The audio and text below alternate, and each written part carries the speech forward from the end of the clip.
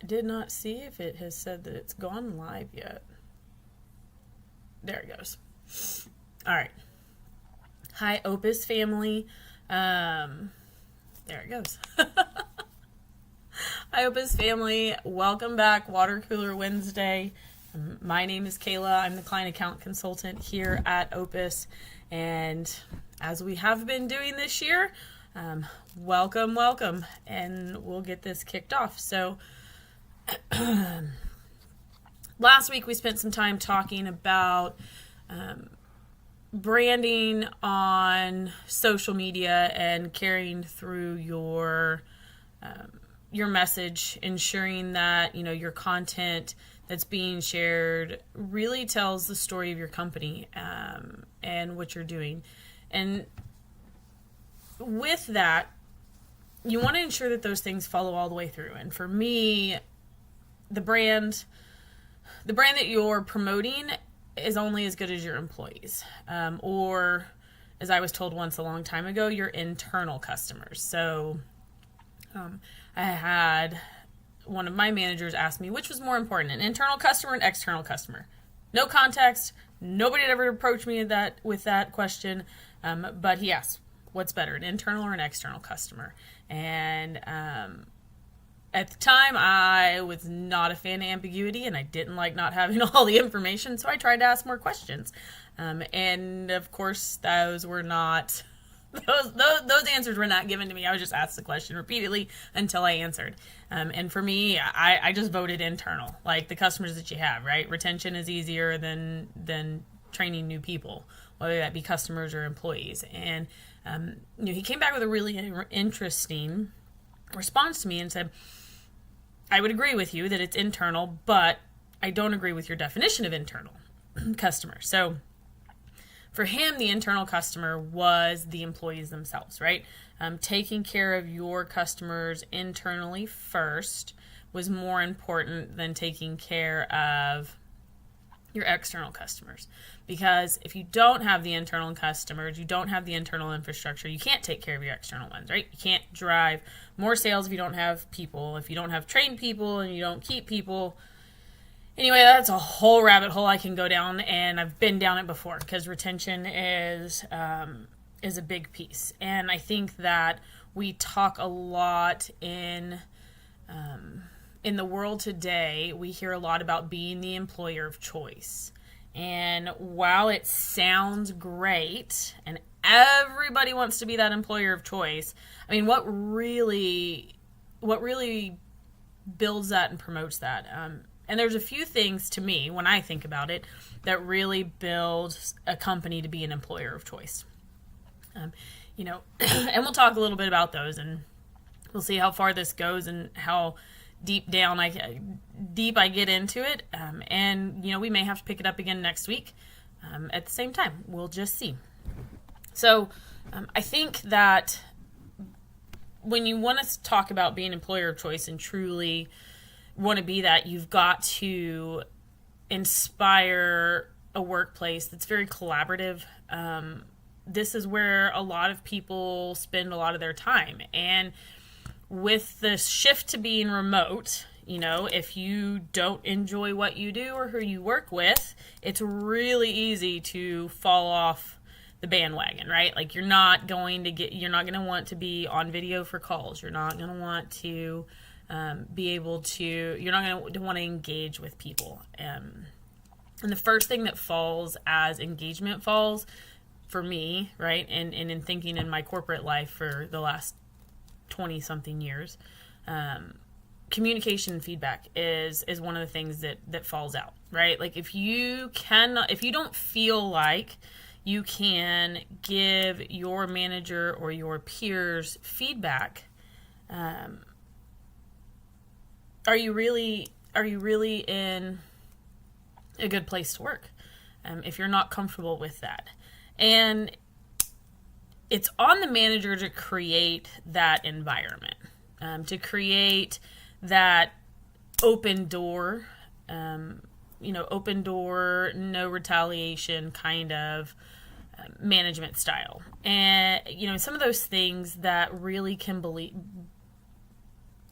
things that will really get you started down that road and foster that kind of team is going to be regularly scheduling one-on-one meetings. So set up an effective schedule for your team members with you. If you are managing employees, having these regular one-on-ones that are structured, where both people can walk away with very specific to-dos and expectations, getting really clear in those, is a great starting place, right? Because it allows your employee to come back to that next one-on-one and give you feedback.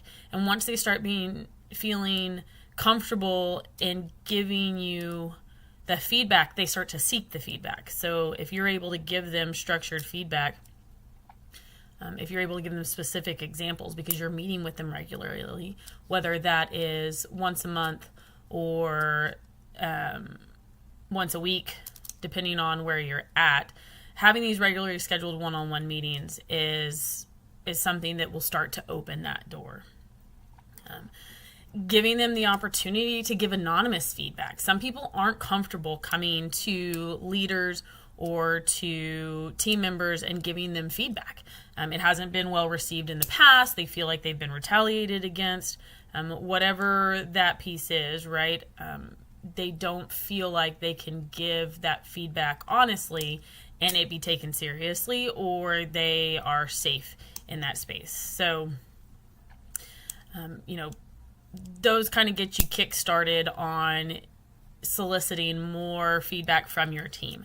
And I was fortunate enough to have a manager that I learned very quickly. We would get off calls, and the first thing he'd ask, give me feedback. And he wanted specific feedback, not generic. And it's really hard when you first start, right? But being able to give specific, constructive feedback to peers and to managers is something that all employees should be taught. And I mean, it is our job as managers to teach them. So giving them this opportunity, because those two things will lead to an environment that turns into, it's a very collaborative environment. People once come to work, they are looking for that feedback, they are giving that feedback, and then it's going to change your team meeting dynamic. You're going to have a lot more dialogue. You're going to have people that are going to step up to the plate and bring you, better ideas and better strategies that can change how you're running your business. And eliciting the feedback is the hard part. Once you build that into the culture and into the workplace, it gets really easy, assuming that you actually take the feedback and you take action on it. So getting the feedback is great. You got to take action on it in order to ensure that they'll continue to give you that feedback, right? So I do with the horses a lot, essentially it's not spoken feedback, but when you start a young horse, you're asking them to do something and they're going to give you some form of feedback, either the confused feedback because they don't know what you're asking, they're going to do it, or they're going to absolutely refuse. The confused feedback can be anything from running off to throwing their head up, doing the exact opposite. But ultimately, if you don't release them, they don't learn. If you don't take action for the feedback that they give you, change what you're doing or continue what you're doing if they're giving you what you want, they're not going to do it. And people are the same way. If I keep coming to my manager and giving them feedback, and in the meeting they take it and they listen to what I have to say, and oh yeah, we'll do something about that. But we go 1 week, 2 weeks, 2 months, 3 months, and nothing happens. I'm really going to eventually, I'm going to stop giving feedback and I'm going to start looking for another job. If I've come to you and I'm giving you feedback in a meeting, whether that's one-on-one, anonymously, or during a team meeting, and nothing gets done, or it is not addressed, or there's not a conversation around it, because goodness knows I could come up with some crazy idea that we absolutely cannot do. Like I want to bring my emotional support pony to work every day, and I work in a manufacturing company. I could give that feedback. It's not something that's going to happen, but at least if my manager responds to me, that allows me to know that they took me seriously, and it will encourage me to continue on this road. So feedback and communication is the first piece, right? Like, we don't ever be the manager that sits inside the door. If you need some options for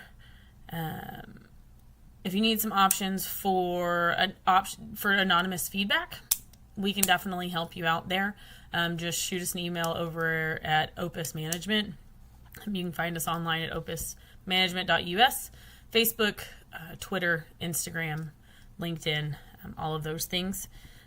But we're going to move on. So we've created an open communication with our teams, with our peers, and with our managers. And, the next piece is nobody wants to be stagnant. Nobody comes in and just says, you know what, I want to be at an entry level for the rest of my life. Like, that's just not, I don't believe people are wired that way. If when you don't feel like there is an opportunity for growth or for some type of development in your workplace, it is one of those things that, it's very hard to be motivated to come in every day, right? Like, if it's really dead end, I'm never going to go past whatever it is. I'm going to look for something else, right? I'm going to find something that's more rewarding and that I can advance and I can learn more things, because I just don't think that the human brain is wired that way to stay. And so being able to coach and develop your team is huge. You want to provide some type of training program for them, or even development programs with a mentor or, with another leader, so that they can learn something else. Moving departments, works really well, especially like in retail, learning something new. If you're in my case, right, like I started off for one piece and now I'm learning the IT side and writing programs for our company, and it's super rewarding. It's something that allows me to be more involved. It lets me explain things better when I get on call on deals like this, and go live on all of our platforms, and when I talk to clients, which makes me feel more confident in myself in the conversations that I'm having, which thus turns into other businesses having more confidence in us as a consulting firm with them. So having some type of training program or development program for your team members, is crucial. Not just, hey, we're going to wing it, and when somebody asks, we'll just throw something at them. That doesn't do a whole lot of good. The mentor piece and the coach piece should be two separate pieces. And I say coach, and that's typically the person that's training you, especially new people. So if you've got a new hire or a new manager, having someone that is training them or coaching them through the onboarding and through their first 90, 120 days, whichever it is, would be a little bit different than a mentor. So when you've got somebody that's been around longer and is looking to expand their knowledge base or expand their personal brand within the company, having that mentor can just elevate them to the next level. Not to be confused with essentially a sponsor. That is somebody that's working on your behalf without you knowing it. I've been fortunate to have a few of those in my career without even knowing it until after I left the company. But they were ones that were, I'm kind of on this next point, they were ones that were setting up my path, and really helping me to build out a career with where I was. So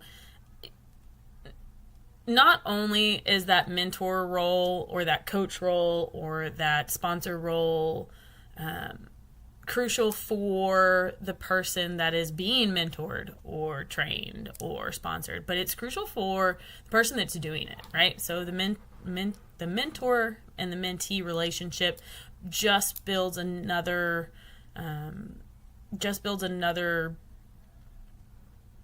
I cannot think of the word that I want to use right there. But it helps the engagement of your team, right? Like you're putting two people together maybe that wouldn't have been together outside of that, especially with a mentor. So from a different department, from a different group, from a different region.